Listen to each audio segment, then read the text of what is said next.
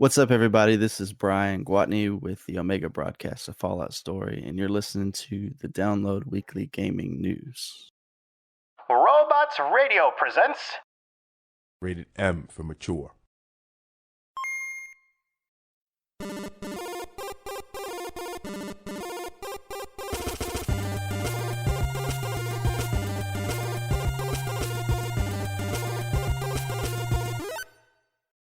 Welcome back, guys. It's episode numero uno of year 2. Yay! Woo! We are back, and you're listening to the Download Weekly Gaming News. I am your glorious host, Jameson, the El Gato Grande Davis. Why do you do this? I should really prepare like a whole set of lines just in case you do this. Because sometimes I make all this up, right? I know you do. In the moment. It's because I panic. I hear what you say, because sometimes you don't do it. And then when you do, I panic. And I'm like, fuck, I got to come up with something. It's just not going to happen. You got to be quick on your feet. You got to have that fast-firing wit, you know? Not all of our brains can activate as quickly as others. Okay. Sure, Bob. And I'm your secondary host, apparently, and not as quick-firing, Brenna. Gotta be fire faster. You're like a musket, and I'm like a Gatling gun.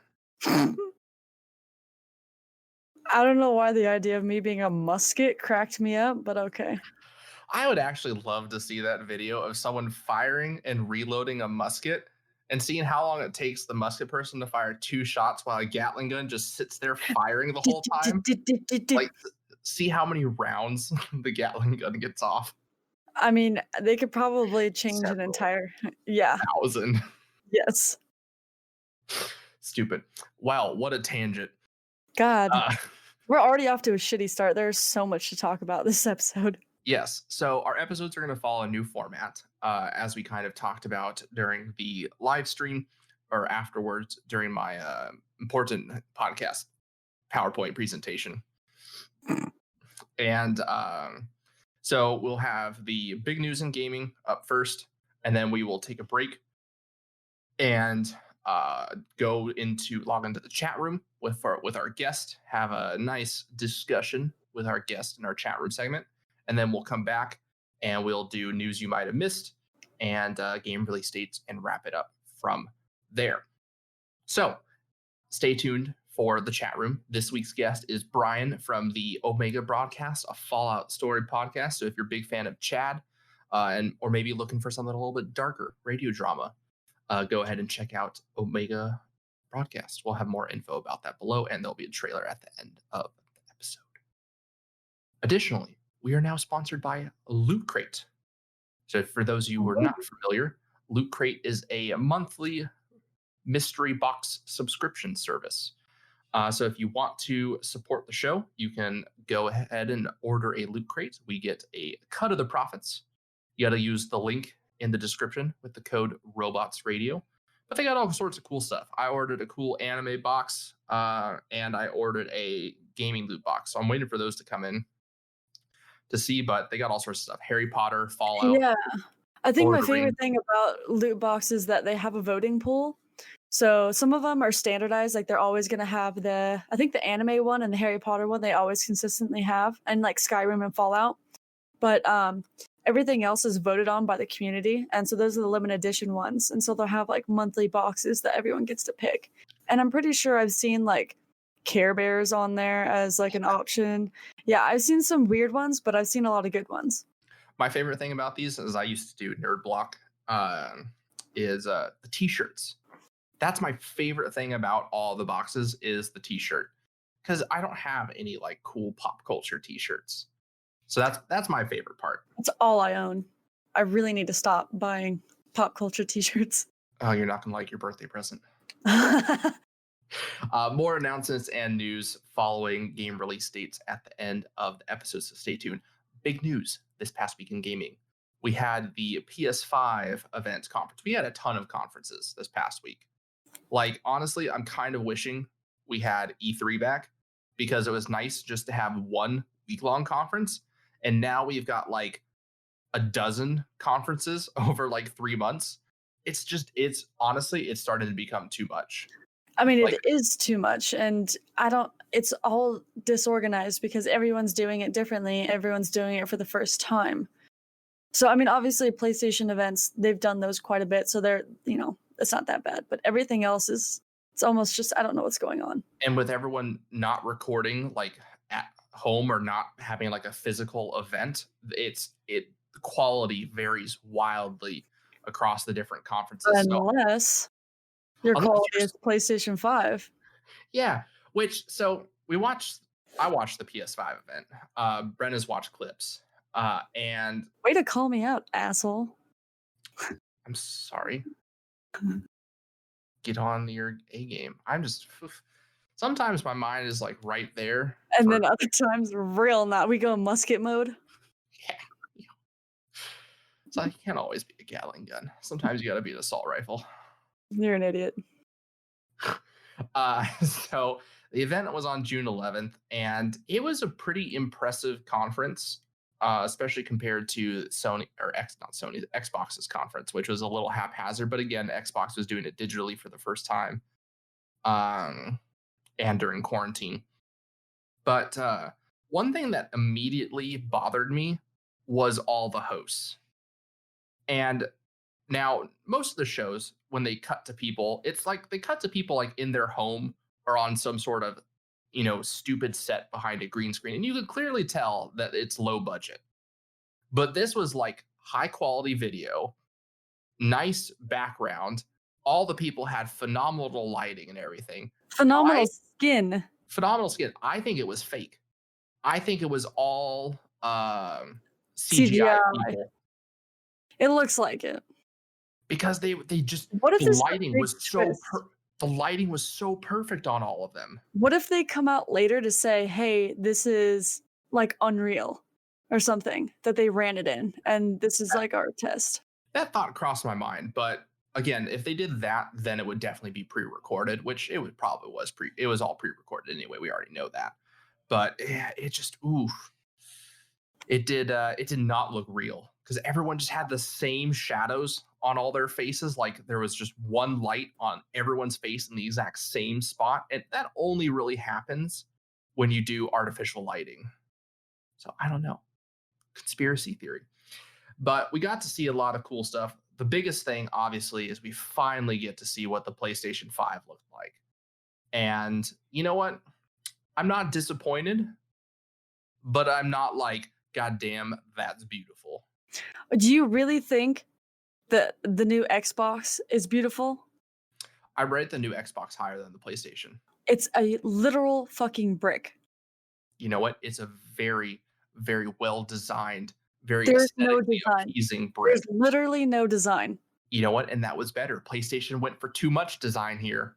I can't wait to see the limited edition ones that come out, or maybe the sticker, like the mods that people do, because it's a good base to mod for. I wouldn't have shown the white. They should have shown the black. The white version. They did the same thing with the controller. Everyone was like, "What the fuck? This white controller looks hideous." Yeah. The white console looks hideous. It looks like a router. It looks like Seto Kaiba. It looks like Sauron's Tower, or Saruman, whatever. Which one? All the other memes. People took their old PlayStations and put them between a binder or two pieces of paper next to them, and it looked like it. The one I couldn't handle is the PlayStation white console sitting in the middle, and then the Xbox black consoles around it. Classic meme. Only people with high taste understand that one. I don't know if high taste is really a thing. Then there's also the Xbox General Kenobi and the PlayStation General Grievous meme. Yes. That was a good one. Yeah, it's not terrible looking. I would rate it a 7 out of 10. And I would rate Xbox an 8 out of 10. You're on fucking crack. Okay. I would probably rate them the same. Exactly the same. What's your number? 7s. Okay. Yeah. For the fact that I can't wait to see what people do with the PlayStation console, because I'm sure people are going to make it look beautiful. You cannot do anything to the Xbox console. You literally would just like put like a sticker decal, a sleeve on it. But that's part of Xbox's big thing is they want to be low profile and they want it to be, they want it to be low profile. They want it to fit in everywhere. Whereas I think PlayStation wanted to make a little bit more of a statement.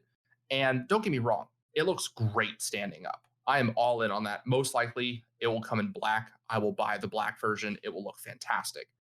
I don't know why I think it's just all the current events, but whenever I say the white black consoles, kind of messes with you. It's a poor joke, but it's definitely something that keeps popping across my head whenever I talk about this stuff.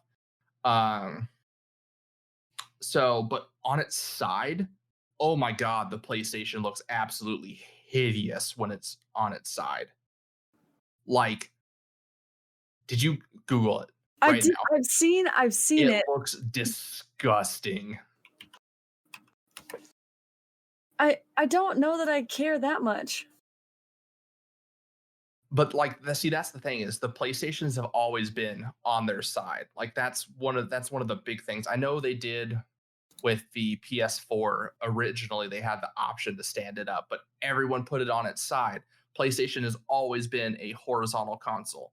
Vertical, I'm okay with vertical, but horizontal on the PS5, disgusting. I mean, it does look like a router when it's on its side. Or vertical. No, but I think it looks more so like it on its side. No, it's much more a router like. Anyways, but the black version probably won't look as bad. Or even the gray version might look cool. Gray could look cool. I see so much that people could do with it. So yeah. I see potential. The other part is they have two versions of it. They haven't announced price or release date, and they haven't shown us what the UI looks like yet. But they have two versions. They have a digital-only version and a version with a disk drive. Digital-only version, very nice and symmetrical. I approve. I would probably go digital-only, but my issue with PlayStation is I'm only going to get a PS5 for the exclusives because everything else I can get on PC. So I kind of want the discs. You want the material. Well, yeah, because if I'm going to buy a game for a PlayStation, it's going to be a damn good game. So I want like a steel box. I want it pretty. Yeah. So that's my whole thing. So I'm kind of torn between the digital only or the disc. I think I'm a little too old school in the fact that I hate digital only. It drives me insane. And it was a hard transition for me to PC as well, because I remember, loading CDs into my PC constantly. And then I remember one time I went to go buy a Sims game, and they were like, I was looking for it, and it was only a plaque with a code. And I was like, where the hell are the CDs? And they don't make it anymore. Nope. And additionally too, I would use my console for Blu-rays because I also have a pretty substantial Blu-ray collection, and I like buying the Blu-ray and the 4K DVDs as well as digital. I'm not opposed to it, but I like having the hard copies sometimes. If I can get a 4K, like an actual disc, it's way better than anything else. Well, and plus most of the time, if you go and buy the disc, the 4K Blu-ray disc, you get the Blu-ray disc, you get a DVD, and you get the digital version, all for the $20 that you would have paid online just for the 4K digital. Right. So it's super worth. Anyway, a little bit of a tangent there. So we also got to see a bunch of we're always tangenty. It's part of the reason people listen to us. Additionally, we got to see what a bunch of the exclusive games were coming out to PlayStation. We got to see Spider-Man Miles Morales. Super in on that. Looks so good. There was a little controversy. They marketed it as a standalone game during the trailer, and then afterwards, Sony and Insomniac said it was an expansion that they didn't clarify, and some people were saying that it was also an expansion. And then they came out later and said that it's a standalone game, like I think it's Uncharted 4 Lost Light. So it's still technically a expansion to the last Spider-Man game, but it's its own standalone thing. So it'll run $40. It comes on its own separate disc. It's its own entity. Just as beautiful as the previous Spider-Man. I think it looks even better. It looks really good. It looks really good. It's going to be running on this amazing SSD with all the new engines. I don't know. Was it made in Unreal Engine 5? No.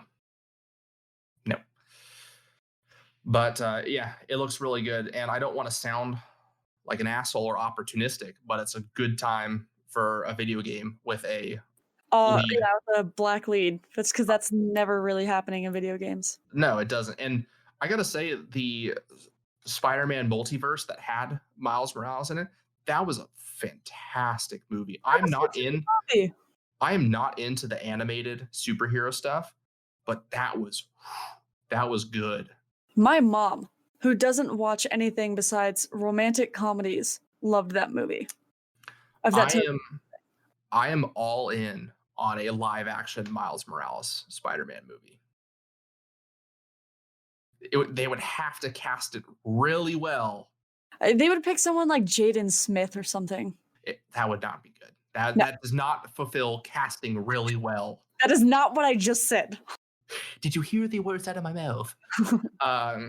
Yeah, that would be a tough one to cast, but like if they did an older Spider-Man, if what's his name wasn't King of Wakanda, Chadwick Boseman. Yes. He would make a good older Miles Morales, but he's Black Panther. So he can't do it because they're still technically Marvel Universe. So to be decided. We're getting another Gran Turismo game. Why we need more Gran Turismo games, I don't know, but is what it is. If you're a racing fan, you will enjoy it. Graphics stunning as always. We also got to see a trailer for Godfall. We got a teaser last year at E3 for Godfall, and it had people's attention, but it didn't really show anything. And now we got to see what it looks like, and it's from Gearbox, and I'm a hard out on it. It looks like a more arcadey version of Dark Souls. It was just a bad trailer. I want to see some more gameplay, but I'm not 100% in on it. It's kind of like you're God, but it plays like Dark Souls against enemies and that kind of stuff. Intricate combat.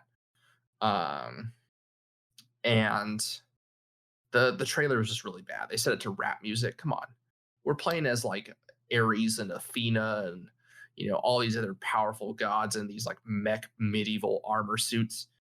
Give me some goddamn epic music. Don't give me rap music.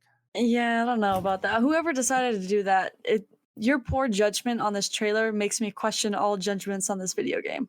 And I'm not saying that you can't use rap music for trailers, but the music is such a key portion of the trailer. And when all I'm seeing is action, like medieval sword fighting action, set to rap music, it doesn't mesh. It doesn't sit well in your brain. No. Could have been better music choice, bottom line. We also got to see the Dark Souls remake. Holy mother of God, does that look absolutely beautiful. Not Dark Souls, Demon Souls. I've never played Demon Souls. It's the first of the Dark Souls series, the Souls series, not Dark Souls, Soul series. But it looks absolutely phenomenal. Can't wait to play that. We also got to see an actual reveal of what Ghostwire Tokyo is. I still don't really 100% know what the game is going to be about, but it's got my attention. Basically, it's going to boil down to exploring Japan, Tokyo, and it looks like it's got all these supernatural elements. It looks a little horror story. It creeps me out. I mean, Japan does horror real well. Just the setting and just everything about it's the original Ring, absolutely terrifying. Or is it the Grudge? The original Grudge, terrifying. I don't know why. If I see empty, silent streets of Tokyo, I think horror. But Yes. if I see empty, silent streets of LA or New York, It's not I think possible. apocalypse. Yeah, and I'm like, that's not possible. Yeah, there's just something about Tokyo's streets being quiet and silent and empty that just Add a little bit of fog in there. it gets your spine just.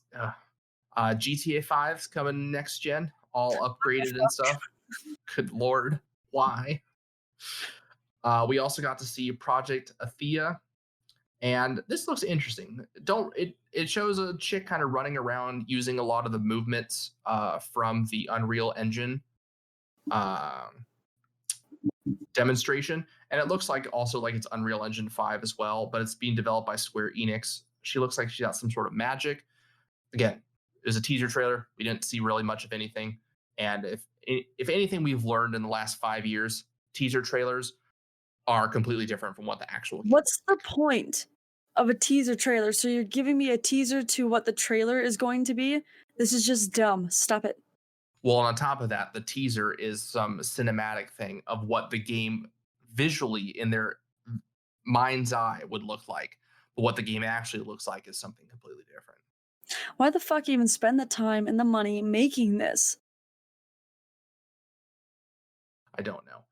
Ratchet and Clank Rift Apart, new Ratchet and Clank game. It looks pretty dang good if you're a fan of those. Yeah. Returnal looks like this weird horror survival space crash. Yeah, it looks like it's like Dead Space, kind of like a newer Dead Space. Yeah, I'm iffy on it. We got to see another trailer for Stray. It looks like you play as some cat wearing a backpack in a robot world. Not 100% sure. I think you're like a messenger. I think that's what you're going to be. Like people put messages in you and you run around. I don't know. It could be a stupid amount of fun. It looks like it might be. I think the popularity of Untitled Goose Game is now going to be like sparking a lot of these weirder games where you play as animals. Yeah. Another Sackboy game. Little Big World. Why? You know, it is what it is. Destruction All-Stars. This game looks interesting.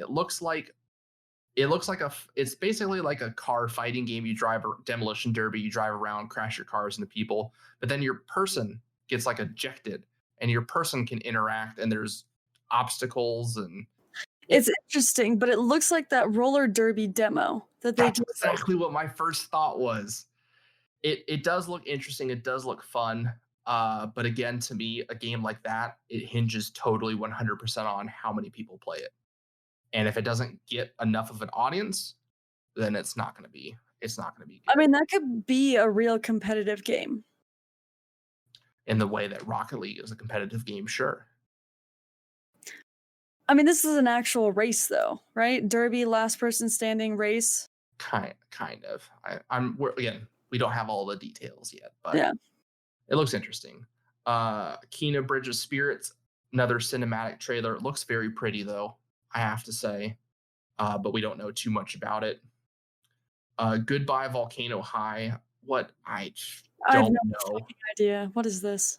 I don't know at all. I watched it and I have no clue. It almost looks like BoJack Horseman is a video game. That is 100% accurate. Resident Evil 8. Oh, it's so good. It looks good. I like the way that they did it Village and then they condensed it down into the 8. Oh, well done. That looks like it's going to be an absolutely terrifying game. Won't catch me playing it. Oh, I'm going to play it. We're both going to play it. No, I'll sit next to you and be moral support. Actually, I'm not good moral support. I just scream, which makes them scream more. It's going to be fantastic. We'll just rotate hot seats. One of us will have a heart attack. The other person will scream. We'll rotate. I don't move in horror games. We already discussed this. We also got an announcement for NBA 2K21. Why are they still making these games? Don't care. Don't care at all. 2K20 was absolutely one of the worst games ever made. And it had just blatant gambling in it with their casino system. So why? That's pretty much it for the PlayStation conference. There's tons of memes about it, but moving right along because we got a lot to cover today. PC gaming showed off a whole bunch of stuff. Some of the notable things right off the bat I can say is Tarkov, get a new map, Streets of Tarkov. That's going to be awesome. Loving to see the progress they're making on that game. Dean Hall announced his new survival game, Icarus. He's going to have a really hard time trying to convince people it's not DayZ and he's not going to abandon it like is every other project. It looks good, though. I mean, the space version, although you did point out a good thing. Yeah, if I'm an astronaut landing on a planet, why do I have to go and craft a wooden and stone pickaxe? Where's my astronaut tools like Satisfactory? And right. I did see they did plop down like a little driller, and it looked exactly like the driller from Satisfactory. It did. Like exactly, even almost the same animation. If you have a driller, why? Yeah, why? Why am I sitting there hitting trees with stone? Exactly. So I'm gonna just say no on the game just off the bat because it's Dean Hall and he's done me dirty before, like Daisy Standalone, which is still one of the probably most controversial games ever released, ever not released, I should say. It was like it took when he started working on Daisy Standalone, it was like a year before like zombies got added to the game. It's so far. It's a zombie survival game, by the way. It's so quick to cut out a game. He spent 2 years entirely focused on reworking the weather system and the physics system. 3 times they had to rework the weather and physics system. What are you doing? How did you even get to this level? I don't know. I don't like him. He's not a nice person. And he just doesn't make games. He takes your money and then leaves. Obviously, super salty. So, with that, we got to see a whole bunch of stuff announced. From Coffee Stain, who makes Satisfactory, which we both love. They have a new kind of survival crafting game coming out that's Viking themed, which Vikings, sign me up, called Valheim. And that looks super interesting. Brenna and I were in on that. It's going to be fun. That looks right up our alley. Oh, yeah. They also announced Oblets, which looks like a silly, fun little game. We got to see Torchlight 3, which is now available in early access. It's very much like Diablo, if you're familiar with Torchlight or what Diablo is, but it's kind of that isometric hack and slash game.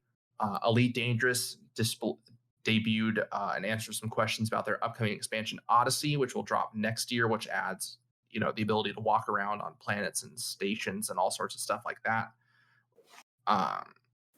It's Elite Dangerous. It's the closest I'm going to get to Star Citizen. That is half of what Star Citizen is going to be. You can't say that because it's not going to get done. I can't say it. You think DayZ is the most controversial game to not come out? Yeah. Will it into existence. Good luck. I have more faith in Chris Roberts than I do Dean Hall. I mean, that's a good point, but this guy's like how many millions of dollars in? It's, again, I could justify it every which way, but bottom line, it comes down to Chris Roberts is a perfectionist, and it's just, he's basically the George Lucas of except for George Lucas produces films. Yes, and except for George Lucas will actually make it. Yeah. Whereas he just keeps wanting to make it better. So it lives up to his vision before he actually just makes it. Which, it's good, but it's also bad. Yeah. Persona 4 Golden, we got to see a trailer. It's an MMO version of the Persona anime franchise. It's actually doing surprisingly well on Steam. Like it's already got like over 30,000 concurrent players, like, which is a pretty solid number. Yeah, especially for an anime online MMO in the US. Yeah. Solid numbers. Yeah. In Sound Mind, fucking nope. I can't do horror games. Especially just straight up horror games like this. I can handle Resident Evil because there's a little bit more mystery and suspense to it. But this is just horror. And I just know. It's a full fucking nope for me. Yeah. It's like remodeling it to like things that terrify you. And there's like at no point in time, I think, during this entire game is more than like a quarter of your screen lit up. Ugh. Too much.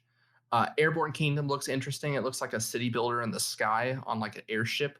That looks like it could be a lot of fun. Yeah. I want to see more of that. Too bad it's Epic, right? I know, it's an Epic exclusive. I just uninstalled my Epic launcher too. Super happy about that. Dwarfheim looks like a dwarf version of Northgard. So that looks like it could be fun. Northgard is a super fun game, so keep an eye out for that. Ultra Kill looks like a remastered version of the original Doom and games. Wolfenstein, like it's very 2D. It's not my thing. Gloomwood, again, not my thing. Yeah. Humankind, it's that still Ancestors game. No, not my thing. That game was a huge flop. Icarus, as we mentioned already, Dean Hall's game. Evil Geniuses 2, yes. Basically, it's like the Mighty Quest for loot and any goofy Disney, what's the other studio? DreamWorks evil genius movie. Basically, you have your evil layer. You research evil things. You recruit evil minions. You recruit, lieutenants. Then you go and attack other people's evil layers, and you try to dominate the world. It looks like a silly amount of fun. I'm in. The map looks huge for your layer too. Yeah, I'm sure there'll be multiple layer types too.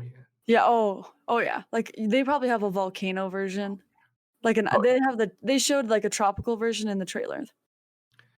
Oh yeah.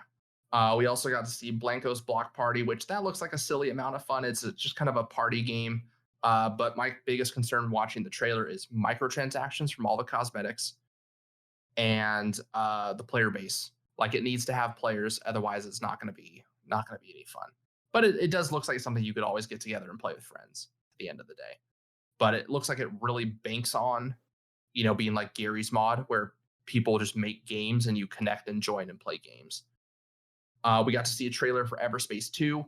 100% in on this. Basically, we can now go to planets. We can do a whole lot more that we couldn't do in the first Everspace, and the graphics are a huge improvement. I mean, the graphics it looks absolutely beautiful. I would play Everspace over Elite Dangerous any day of the week. Any day of the week. We also got to see Total War Saga Troy. No. Terrible graphics. Like Red Dead 1. It's terrible graphics for a series that prides itself on historical accuracy and graphics. It looks terrible. No wonder they're giving it away for free on Epic. I will not be getting that at all. And that says a lot because I'm a huge Total War fan. We also got to see new DLC for Remnant from the Ashes, Subject 2923. Game's getting better. It's getting better, but it's Dark Souls. It's basically Dark Souls with guns. So if that sounds up your alley, go check it out. We also got to see more on the Mafia Definitive Edition. They need to fix all the bugs and glitches. It's been a terrible remaster. They need to work on that a lot. Unexplored 2 looked interesting. Like it looked like a kind of a hand-drawn, like top-down adventure survival game. And it was an interesting. When you die, it reshapes the world, and the way that you can move about the world. So it kind of plays with the balance. Like you'll be able to restart, but do you really want to risk dying and maybe reshaping the world? It was kind of a weird play on it. But yeah, the art style is very cool and interesting. Very high contrast. And then we got to see Among Trees. Looks like a very relaxing game. You kind of just wander the woods, build yourself a nice cabin. It's pretty peaceful. I might.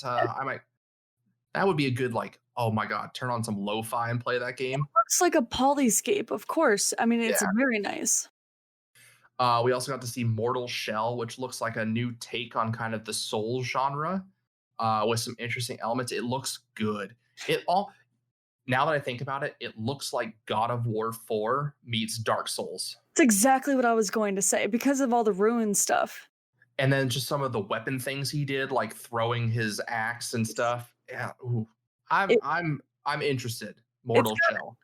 A feel, like a look like Dark Souls, and kind of a little bit of like the fighting style, but you definitely could see like a lot of God of War movements and like implements. Yeah, so I'm interested on that. Would love to see more. And let's see, anything else worth sharing? There's a lot of other little games they announced. We got to see a gameplay trailer of New World, which goes into beta soon, which is Amazon's MMO. So I'll be curious to see, once videos start coming out of how that's doing and looking, because we kind of got a group of people that are interested in that.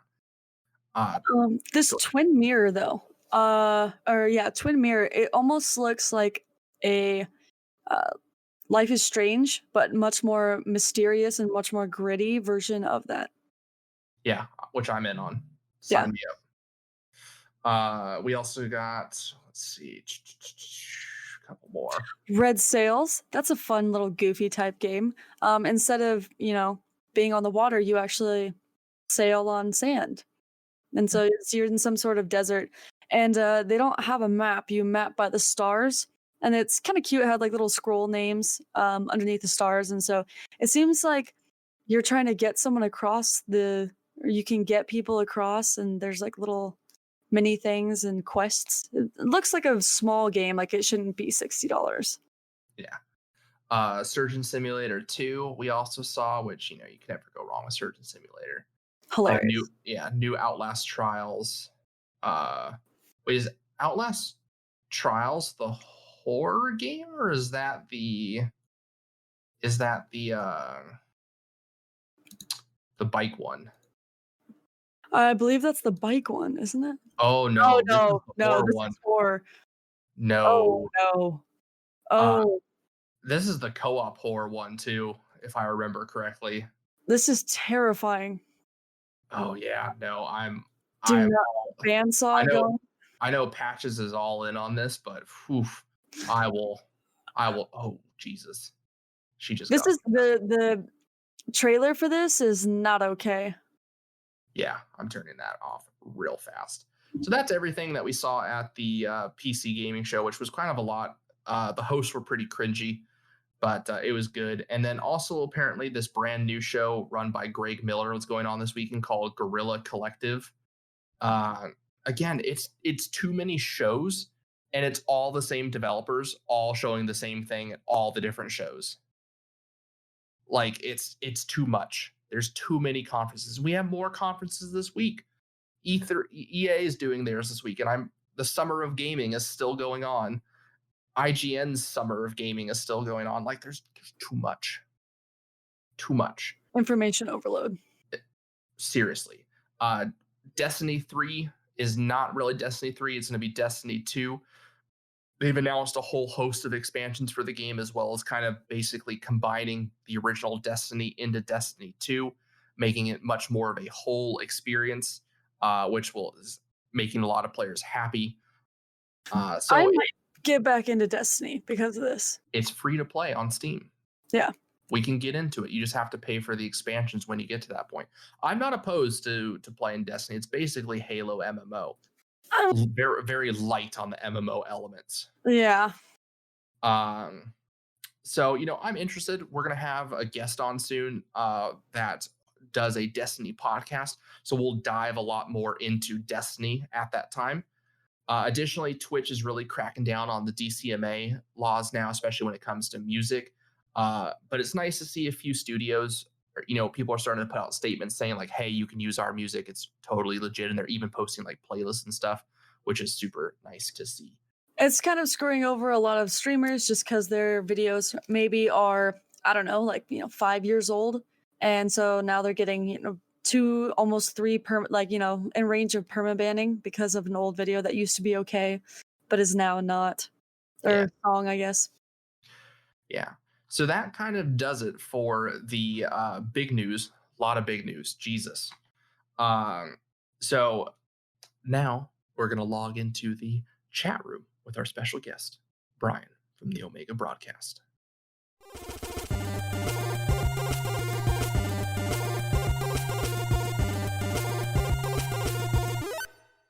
All right, welcome to the first chat room featuring a guest. And this week we have Bryan from the Omega Broadcast, a Fallout Story podcast. That kind of rhymes a little bit.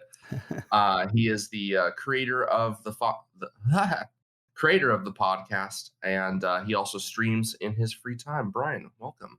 Thanks, guys. Glad to be here. Glad to have you on. You're brand new to the network as well, too. Just joined. Yep, just about a week ago, I think. Very cool. And what do you think of it so far? Oh, it's awesome. It's awesome. I was going to say, you can go ahead and talk shit on the show. Oh, no. It's good. It's good. The community is great. And Tom's awesome. And so I've seen, it's crazy because I never even thought about joining a network. And when Tom reached out, I was like, oh, cool. And so literally my listenership has skyrocketed. So it's awesome. It's crazy. And it's a huge Fallout driven network too. So I'm sure you're doing really well. Yeah. It's a huge Bethesda network, to be honest. Mm-hmm. True. That is very true. So we're going to go ahead and dive right on in. So each week we like to select a different topic for the chat room, and we'll just kind of, bounce it back and forth and see where it goes. So this week, cool. The topic I'm posing is, do you prefer multiplayer or single player when it comes to playing games, and why do you prefer it? Ooh, So I will I'll kick it off, and it's tough for me. I'm a huge fan of both single player and multiplayer for different reasons. But generally when I pick a game, like I like storytelling. I want to feel like I'm a part of an experience or a story. That's what makes gaming to me Yeah. so special from like movies, TV, or books, because I can interact with the environment and with the story. So I really do like a good single player game, but I feel like just most of the time they don't the story isn't gripping enough or the setting isn't gripping enough, and it doesn't fully draw me in. But every once in a while you find a game that really does. Brenna, what about you? I find the games that I fall in love with the most, and the ones that, if someone asks me, what's your favorite game, are always going to be single player because of that same exact reason. You know, I fall in love with the characters or my character, and I fall in love with the world because I get to interact with it without, my friends, which is, I mean, it's fun sometimes. And then other times, like your friends are messing with you the whole time, which can also be fun. But yeah, as like a day to day, what I like to play, probably online. But if you asked me what my favorite games are, they're all going to be a single player. So I'm right there with you. What about you, Brian?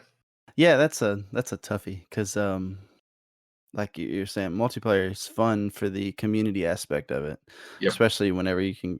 Like, okay, so take Fallout 4 for instance. Like, that's the first Fallout where they actually introduced without mods the settlement system. Like Fallout 3 in New Vegas, you could download mods to build settlements, and those are awesome. And so building these settlements is like, oh, great, and that's what I love to do. But then there's nobody to see them except upload them on YouTube and show them to people. Yeah, which And so, it doesn't have the same as like giving someone a tour and like right, walking them through and showing them right. all, and yeah, it's not And the so same. having that community of people that want to come in and see it or just will stumble across it and see it, that's really cool. But at the same time, I'm a big stickler for stories as well. And so if the story is awesome and engaging, that's really what captures me. I have friends that will skip through cutscenes, and that just irritates me because the cutscene's so pivotal to what you're doing, but they're just all into gameplay. And so no, yeah, I'm a big story guy. So single player would probably be my focus, and for the the fun, like lonely moments, I guess the multiplayer comes in. And but I think Bethesda does a good job though with their like in their multiplayer games Mhm. bringing story into it. Like WoW, I played WoW for a long time. I know it's not Bethesda, but WoW always had like cool stories to introduce new things. Like the Goblin characters, I always did the Goblin race Mhm. in WoW, and their intro story was always fun to play through. But Bethesda always does a good job of implementing lore and story in the game to capture you. So even in the multiplayers like ESO and now Fallout 76, the story's kind of still been cool to drive. So, but yeah, mostly single player. So yeah, we need Yeah. a Skyrim multiplayer, and I That's think I what would be eternally happy. that's where I was going. It doesn't even need to be multiplayer. Like I'm talking maybe just like 4-player co-op. We don't need to talk about Skyrim Online or Elder Scrolls Online because that doesn't exist. It doesn't exist. We're not huge fans of Bethesda's attempts to go into the multiplayer verse, but Anything past Skyrim and the Elder Scrolls series, just to me, doesn't exist. So yeah. Now but you ESO's. are go ahead. Oh, sorry. Oh, Elder Scrolls is great. And I played ESO when it first came out, and then actually with Tom's nudging, I kind of jumped into ESO again here lately with the Greymore expansion.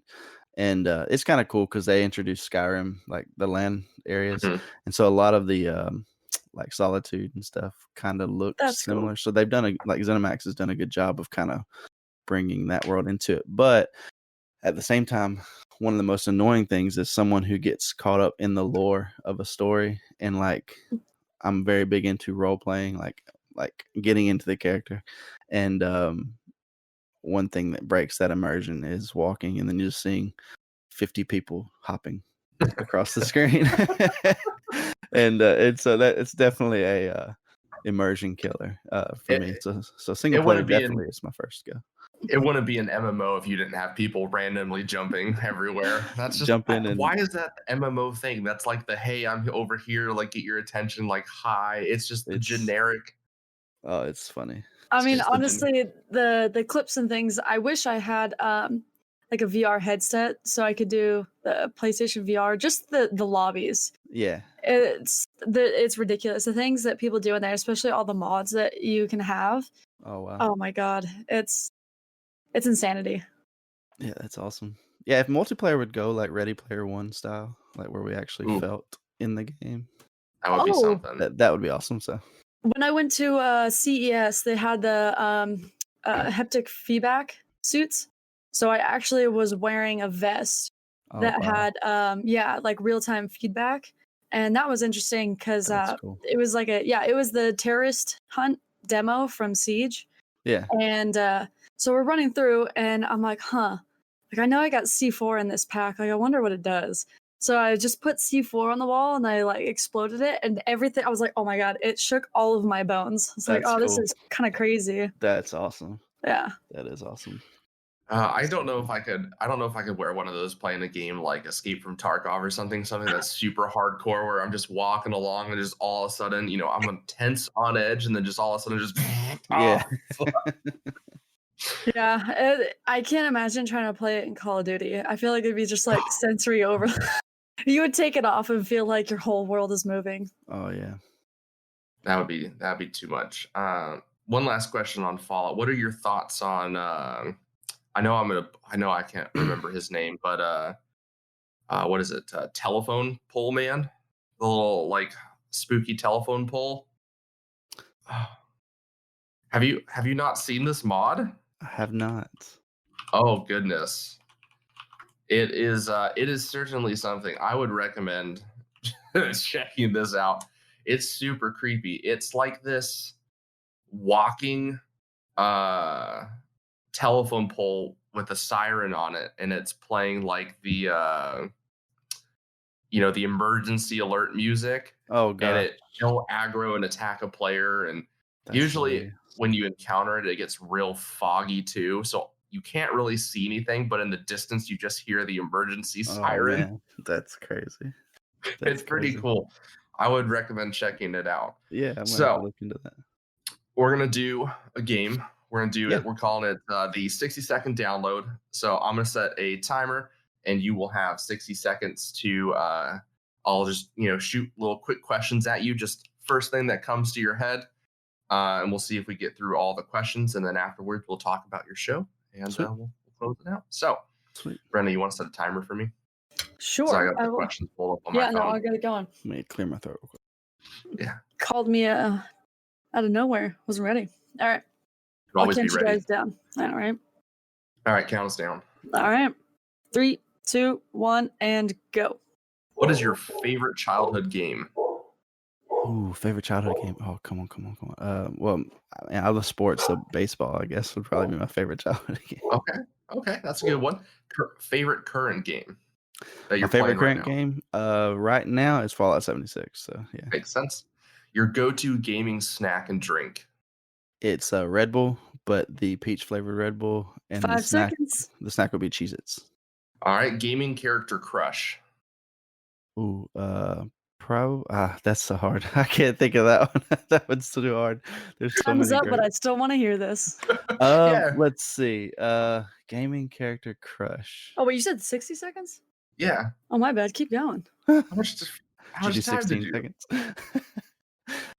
Yeah, so gaming character crush. Let's see. I was a big Metal Gear Solid fan, and so like I like the badassness of like Solid Snake and that whole series. So I guess you could say that was probably my number one.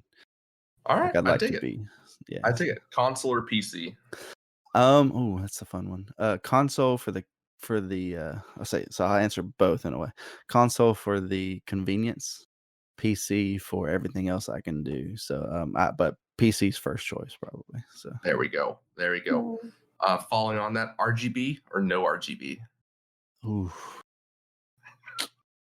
That's fun. This is really like how It's you judge a intense. human being right now. I know, right? I'm gonna say no. Yeah, I'm gonna No say He's a good no, yeah. man. Okay. No colored rainbows. I appreciate that. Unicorn vomit. that was 60 seconds now. So Okay. yeah, We got through about half of them. That's good. Yeah. Good Yeah, to cool. know for timing. But we'll ask you a couple of the other ones just cause. Who's Yeah. your favorite content creator that you like to watch right now? Oh, that's a really tough question. Because Could be any quite a medium, few. whether it's like Instagram, Twitch, YouTube.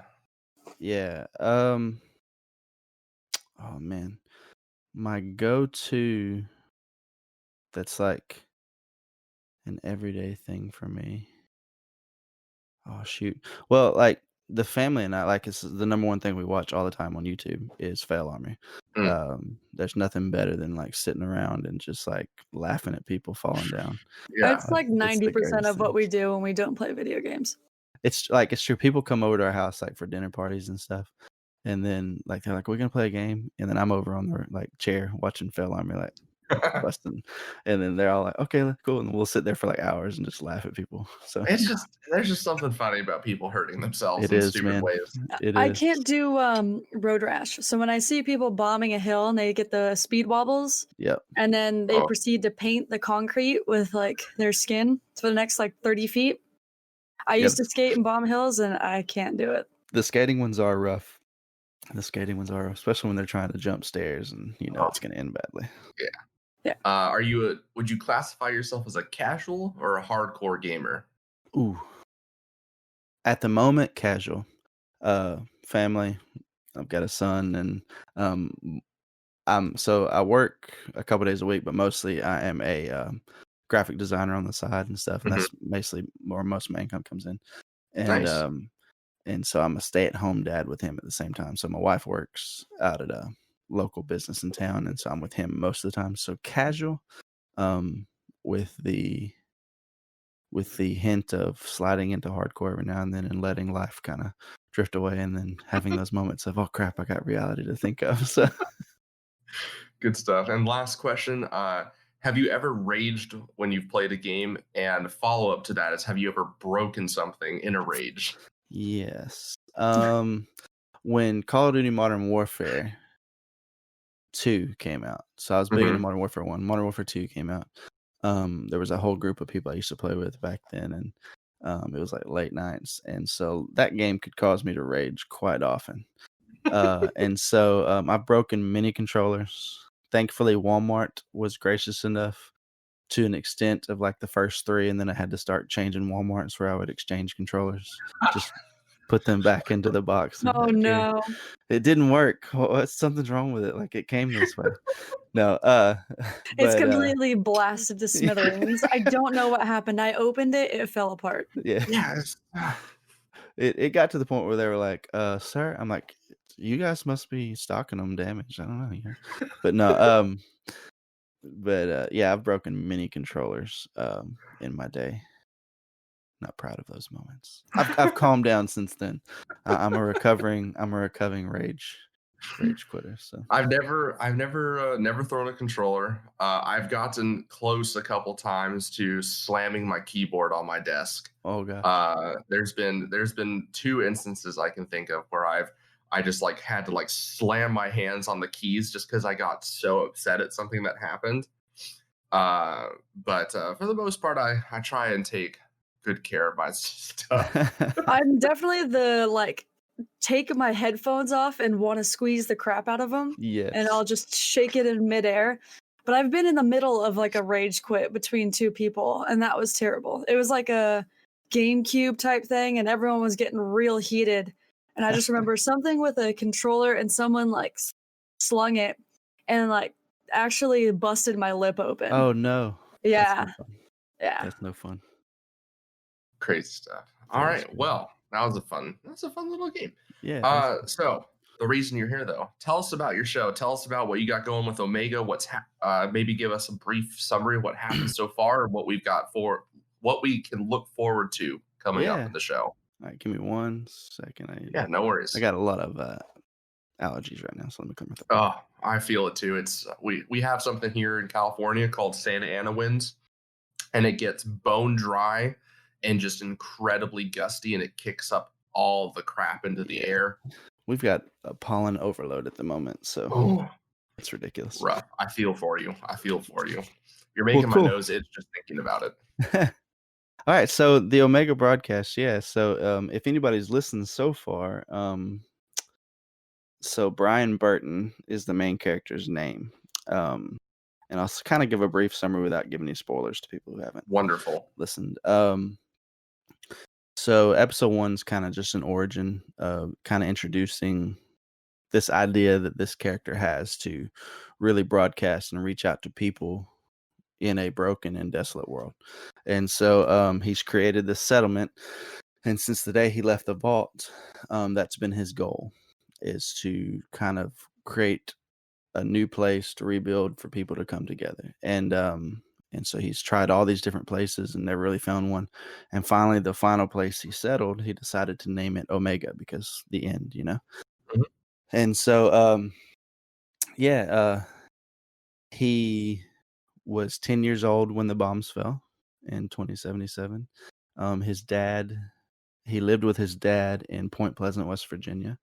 And his mom and dad were still married, but his mom was a professor at Vault-Tec University in Morgantown, so they didn't really get to see her that often, especially as of late due to the global conflict going on and everything Vault-Tec was trying to prepare for. And so he loses his dad to what he knows is a heart attack a couple days before he was supposed to go Halloween shopping for a costume for him. And then he gets thrust into living with his mom at Vault-Tec University. Well, 2 days after he moves in with his mom, the sirens going off and the bombs are falling all over the United States. And his mom gives up her place, which was scheduled in Vault 76, to save her son's life. And so at 10 years old, he loses his dad. 2 days later, he loses his mom. And so he's like kind of dealing with this. And so 26 years later, he's rebuilding. But yet he's starting to find clues to whether or not his mother's still out there. And so that's kind of where we're at the moment. And like I said, I don't want to give too much away. Fair enough. But yeah, he's got new people coming into the settlement, and they're trying to help rebuild. And there's a great character named Carl, and he's a great wisecracking ghoul that was a construction worker before the war, and so he's very much a handyman and helps out around the settlement of Omega. And so he's become like the right hand man for Bryan, and so we're able to see him kind of be a comic relief in the show, to where the seriousness and the darkness of the show can take over. You can feel that tension. It's always nice to relieve it with a bit of comedy. So yeah, we've got 2 episodes out right now with a mini-sode, which is a introduction to Carl. And then we're actually working on episode 3 at the moment, which is probably going to be our longest episode so far. Very nice. And more detailed. So yeah. Very cool. And how many of the characters do you voice? Okay, so I am the voice of the main character, Bryan. And there is one other character that will be introduced that I will be voicing as well. His name's Bishop. And then my wife voices right now the voice of the holotapes that Bryan finds of his mother's voice, and so she plays his mother. And then we have a great guy in our community, Apocalyptic Aristocracy, a guy, his name's Anders, and he came on board and he's playing Carl. And so right now we've got 3 voice actors at the moment. So very cool. Yeah. Very cool. Sounds like a great show. I'm definitely going to need to take a listen now. So if you guys haven't checked it out yet, it's the Omega Broadcast, a Fallout Story podcast. It's on all major platforms, I presume. Mm-hmm. Yes. Very cool. Go check it out. Drop a rating and review. Yeah, sweet. Anything else you wanna plug or mention? You on social media, Twitch? Yeah, so I am on Twitch. It's the Bear Cycle Show. And so that's the Bear Cycle Show is something I created as my YouTube channel, and so that kind of presents along with the Robots Radio Network, the Omega Broadcast. But I do a lot of settlement tours of camp builds that I build. There's a lot of those on there. But Twitter, it's Omega_broadcast, and on Instagram, it's the Bear Cycle Show. And so, but the Instagram just follows like a photo chronicle story of Bryan Burton. So all the different photos he takes in game. There's some fun ones in there. So yeah. Very cool. We'll have to drop follows. I know I follow you on Twitter, but I don't think I have you yet on Twitch or Instagram. Yeah, sweet. So I'll have to grab you on there. Well, thank you very much for coming on the show. We really appreciate having you. We had a good time. Yeah. We'll have to do it again. Maybe if we ever get into Elder Scrolls or Fallout 76. No promises. Yeah. We'll hit you up. I've got people trying to get me into Sea of Thieves and stuff at the moment. So maybe I'll have to. If you want to join a crew, we got a crew. Sweet. Yeah, I haven't. I didn't get into it when it came out. Everybody, same as 76, it started getting negative stuff, and so I was like, I'm gonna wait. And so now everybody's jumping in, so I think I'm gonna have to get the game. So yeah, we picked it up right when it came on Steam, and she's not wrong when we say we have quite the crew of degenerates. Awesome. Our characters. To warn people, when you first make a character, you can't change anything about it. You can just change the clothing and whatnot. So there are a lot of mistakes made. That's awesome. Yeah. That is awesome. Well, thank you for coming on. Had a really good time, and we are gonna. That's it for the chat room this week. We'll see you guys next time. Sweet. Thanks, guys, for having me. All right, welcome back. News you might have missed. We had a good discussion with Bryan. We recorded that earlier in the week, but I had a lot of fun doing that. What about you?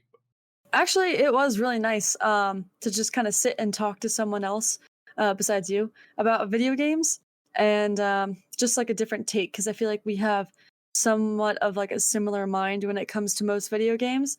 So getting someone that is so into Fallout and into a different type of game, that it was nice to have a conversation.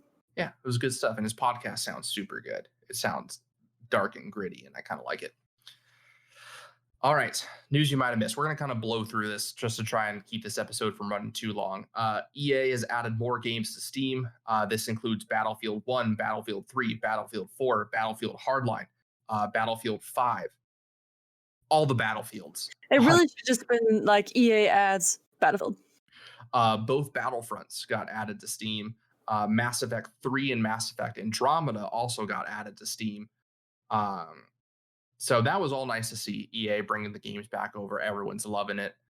They just need to work on their synchronization with Origin, because you still need Origin to play it, like kind of like you play on PC, but it's causing some issues because it's like a mini Origin. If you uninstalled it, it's weird.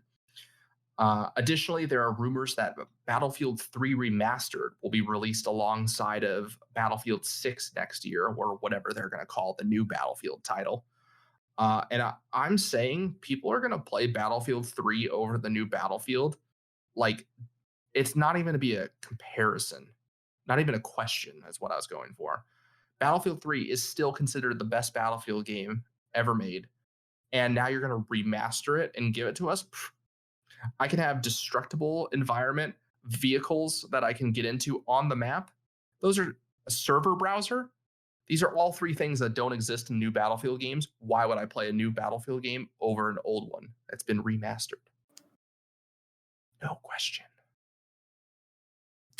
Additionally, EA has confirmed that Project Maverick is actually Star Wars Squadrons, which will be a combat flight simulator.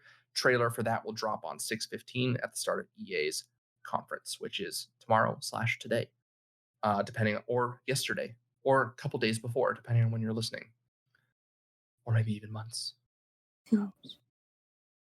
AT&T is selling Warner Brothers Interactive, the developers, which includes Rocksteady, NetherRealm, people who are responsible for Batman, Mortal Kombat, among a few other games.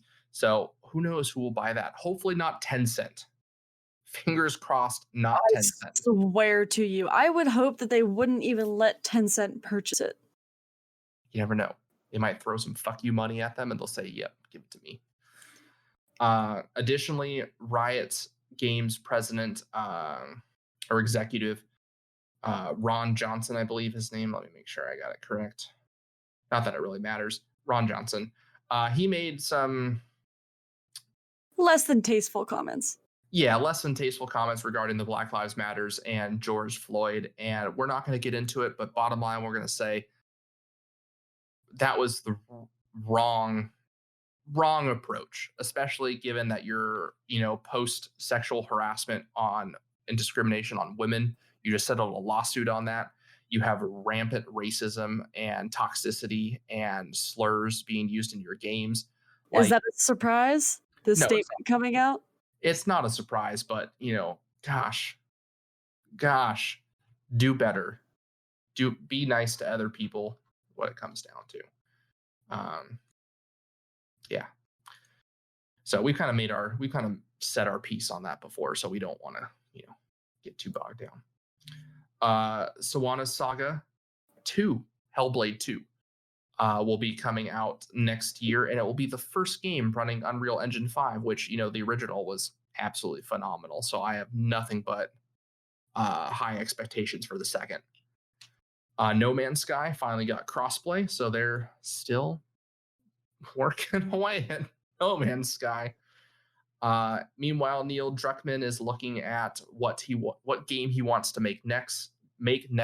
Now that Last of Us 2 comes out this week, he's looking at potentially another Last of Us sequel or an entirely new IP. My guess is he's probably going to do a new IP. I have a feeling that Last of Us is going to kind of wrap up. Yeah, and even if it doesn't necessarily wrap up, I think they should just leave it alone, at least for now, and then they can always go back to it in a few years. Yeah, they also need to focus on addressing all the issues at Naughty Dog regarding crunch and mistreatment of employees and all that. So Neil Druckmann is definitely not like a, super awesome person. I saw he posted something. He tried to like call out Jason Schreier for making a racial or a slur against Jewish people, and like he made a joke about BioShock tapes being and it was just a random tweet out of nowhere, specifically calling out Jason Schreier. And he made a joke about how Jason Schreier made a joke about BioShock tapes being like Anne Frank's diary, which again I thought was kind of funny. And secondly, Jason Schreier is also Jewish, so it's not the same. Why are you calling this guy out? And I think it circles back to the story that Jason Schreier released several stories on Naughty Dog, absolutely slamming them for crunch and mistreatment of their employees and just poor working conditions. And he interviewed several employees who chose to remain anonymous, obviously, for obvious reasons. So they have kind of a feud going on. It was a very weird set of tweets to read. And then lastly, Blizzard removes the controversial hero pools from Overwatch. Basically, the game has like 30-something heroes, and every week only a select number of those were playable during the game, the competitive and whatnot. And that really upset a lot of people, and it made it really hard for the pros, especially, to have to adapt to different characters every week and build a new meta on a weekly basis when they're playing, competitive matches. So people are very happy to see that go. And then lastly, upcoming game release date. So last week we had Satisfactory on Steam, Destiny 2 Season 11. Wow. Call of Duty's Modern Warfare Season 4, the PlayStation 5 conference, Farmers Dynasty. And this coming week we have the EA reveal event, Darius Cosmic Collection Arcade and Console, Elder Scrolls Online for Google Stadia, Curious Expedition, Fortnite Chapter 2 Season 3, Pokemon Sword and Shield Isle of Armor DLC. God, I want a Nintendo Switch. Namco Museums Archives Volume 1 and 2, and The Last of Us 2. That is a mouthful. Namco Museum Archives Volume. So that is it for this week. Some upcoming news. With all the E3 news coming out, we're going to do a bonus episode where we look back at last year's E3 and see what games actually came out and did they live up to our expectations or not, or what's changed since then. Just kind of a retrospective, so to speak. Fun little things since we didn't have E3. Yeah. Additionally, the trailer for the Hidden Blade podcast that I am starting up at the end of this month will come out this week. So stay tuned for that. As always, thank you guys for listening to the show and making us so great. We're so stoked to be here in year 2. A lot of big stuff coming. So please continue to listen, to share, and support us. We greatly, greatly appreciate it. It helps us keep going. And to those that go the extra mile and support us on Patreon, Patches Play Games, Dr. Brandroid, Durka, Poolfire93, Miller, Cyber Shorty, and Old Stray Dog, thank you very much. Any other way you guys want to support us, tell your friends, drop a follow on our social media, or leave a review on Apple Podcasts or iTunes. That helps us out an absolute ton. Gets us on the ratings charts, all that. And then for social media, you can keep up with kind of our day-to-day. We'll post some news and stuff there as well. Instagram, Twitter, and Facebook at DL Gaming News. Otherwise, if you want to follow us personally, I'm on Instagram at DL_Jameson. And you can follow me at DL_Mother Goose. Yeah, so be sure to give us a follow. Check us out. We got some cool stuff out there. And that's it for this week. Episode 1, Year 2. Good luck and have fun, everybody. And remember, keep your goose loose. My name is Bryan Burton. It's been 26 years since the bombs fell. And since I've left the vault, I've been trying to rebuild. But this isn't the Appalachia that I remember. There's so much more to everything going on. And I promise to find the answer. So if you're out there, if you're listening, just hone in on these coordinates. Remember, there's a place for you at the end.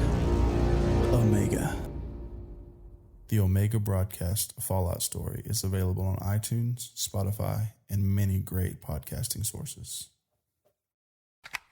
Do you like adventure? Yeah. Do you like laughing? Yeah. Would you like to listen to a group of people you don't know play D&D and reference retro pop culture you vaguely remember? Excellent. You're going to love Committee Quest. We play D&D in the world of Amarin. We use adventure modules and supplements made by people in the community. We also have a sweet synthwave backing track. Come and join us on our adventure. Volume 1 has been completed. Volume 2 coming the end of January. You can find us on iTunes, Podbean, or wherever you get your podcasts from.